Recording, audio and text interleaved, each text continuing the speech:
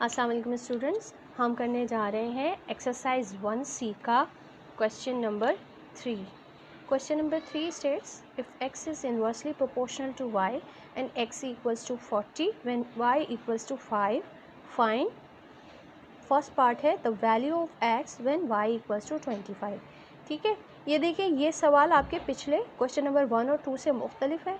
इसको करने का तरीका भी थोड़ा सा मुख्तलिफ है। क्वेश्चन नंबर 3 पार्ट 1, उसके सोल्यूशन को करने के लिए देखें, हम एक रिलेशनशिप होता है x2 y2 बराबर है x1 y1। ठीक है, देखिए आपको बुक में क्या गिवन है, आपको बुक में गिवन है x इज़ इक्वल्स टू 40 और y इक्वल्स टू 5। तो अगर आप इस x को कह रहे हैं x1, तो ये जो आपकी वैल्यू होगी जो इसी के साथ y को दी हुई है वो हो जाएगी y1। y की वैल्यू फिर आपको y की वैल्यू गिवन कर दी है और x फाइंड आउट करना है। तो अगर आप इस वाले y को दे रहे हैं y2, तो ये हो गया आपका x2। क्लियर है?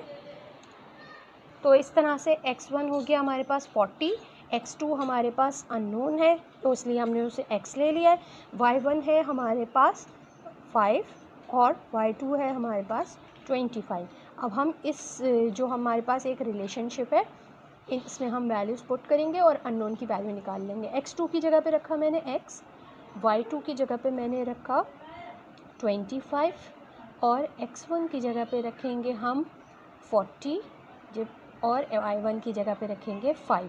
अब ये 40 को 5 से मल्टीप्लाई कर देंगे और ये 25 आ जाएगा इक्वल टू के दूसरी तरफ। पहले मैं इस 25 को इधर मूव करवा लेती हूँ। x is equals to 40 multiply by 5 divide by 25। अच्छा, अब हम पहले कैंसिलेशन कर रहे हैं 5 के टेबल के साथ। 5 1 ज़ा 5, 5 5 ज़ा 25। फिर कैंसिलेशन कर रहे हैं ये दो नंबर्स की, 5 1 ज़ा 5, 5 8 ज़ा 40। तो आपके पास क्या बचा, x की वैल्यू बची 8 1 ज़ा 8, डिवाइड में 1 है, उससे कोई फ़र्क नहीं पड़ेगी वैल्यू पे। तो 8 1 ज़ा 8। ये आपका क्वेश्चन नंबर 3 का पहला पार्ट कंप्लीट हो गया। In second part of question 3, we have to find an equation that connects x and y. करते हैं solution for question number 3 part 2। ठीक है, हमें इक्वेशन बनानी है। x जो है वो इन्वर्सली प्रोपोर्शनल है। मैंने आपको डेफिनेशन दी थी इन्वर्स प्रोपोर्शन की, वहाँ दिखाया था कि ये प्रोपोर्शन का साइन होता है।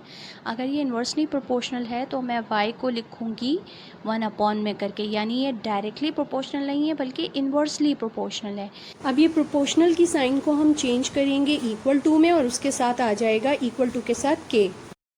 ठीक है, x इक्वल्स टू, जब मैं इक्वल्स टू लगाऊंगी तो on the right hand side एक कांस्टेंट भी आ जाएगा जो कि कहलाएगा constant of proportionality, where k equals to constant.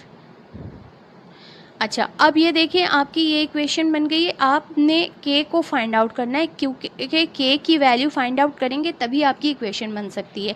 तो आपको क्वेश्चन में क्या गिवन था, when x equals to 40 y equals to 5, ये गिवन था आपको क्वेश्चन में।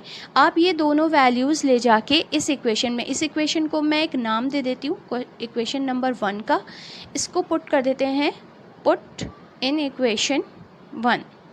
x रखेंगे, x की जगह पे रखेंगे हम 40 और k की जगह पे k ही रखेंगे। ये k मल्टीप्लाई बाय 1 हो रहा था, अब डिवाइड में आ गया y की जगह पे रखेंगे हम 5।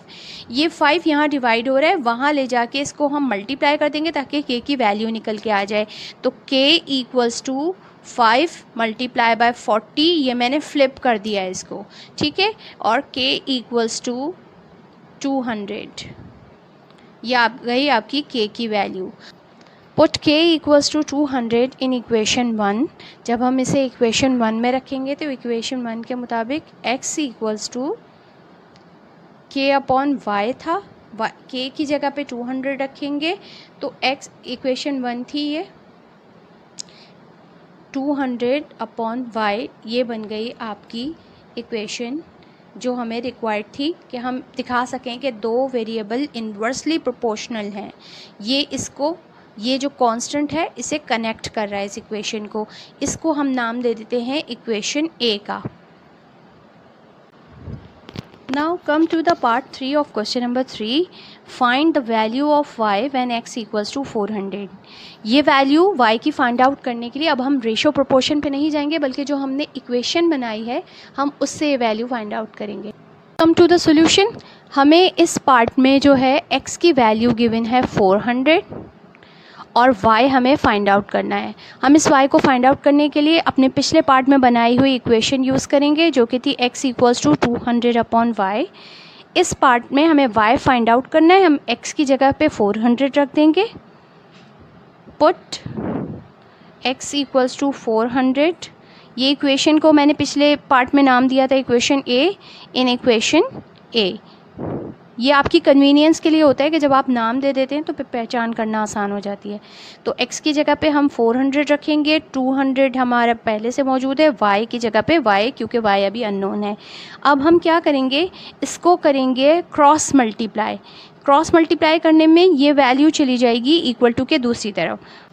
ये देखिए 400 multiply by y equals to 200।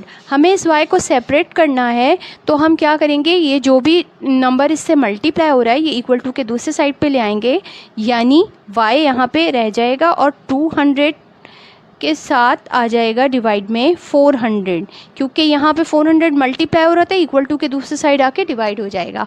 अब हम इसे करेंगे कैंसिल।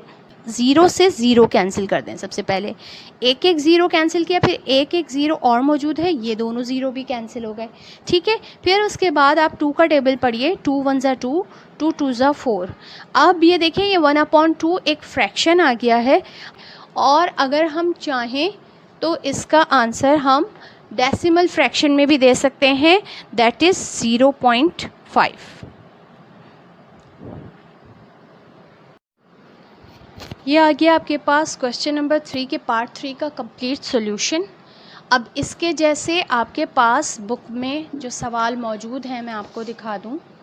एक तो है क्वेश्चन नंबर 4, एक है आपके पास क्वेश्चन नंबर 8 और क्वेश्चन नंबर 9।